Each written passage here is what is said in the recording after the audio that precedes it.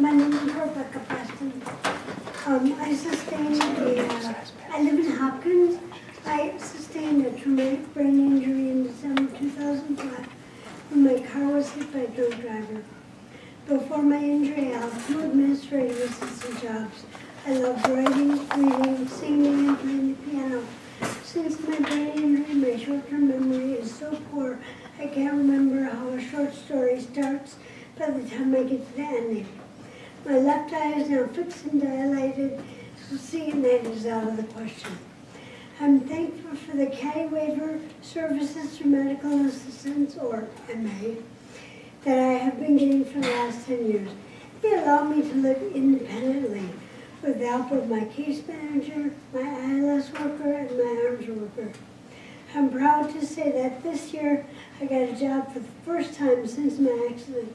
I answer phones at an agency called Restart, so I'm now enrolled in the MA for Employed Persons with Disabilities, or MAEPD.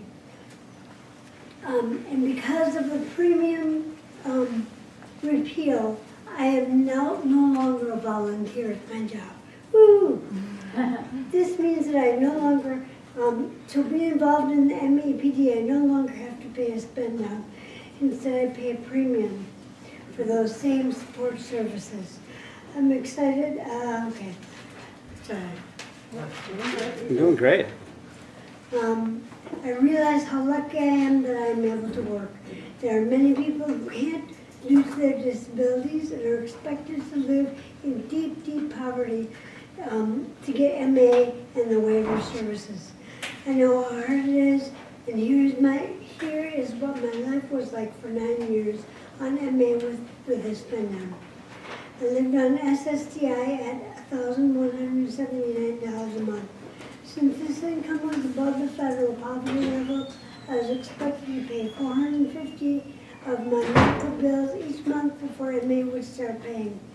This is known as my spend down.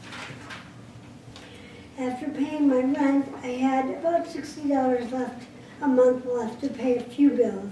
To make ends meet, I had to go to the food shelf, which has mostly unhealthy food choices. It seems counterintuitive that medical assistance forces people in poverty to get the help needed to remain independent. I'm grateful that the governor signed the small increase in the spend down limit.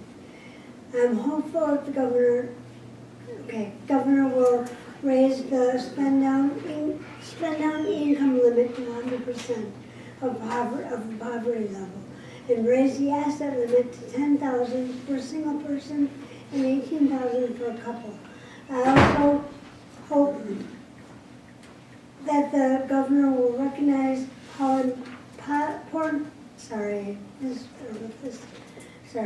that the governor will recognize how impossible it is for people with disabilities to climb out of poverty. Thank you for listening. Thank you.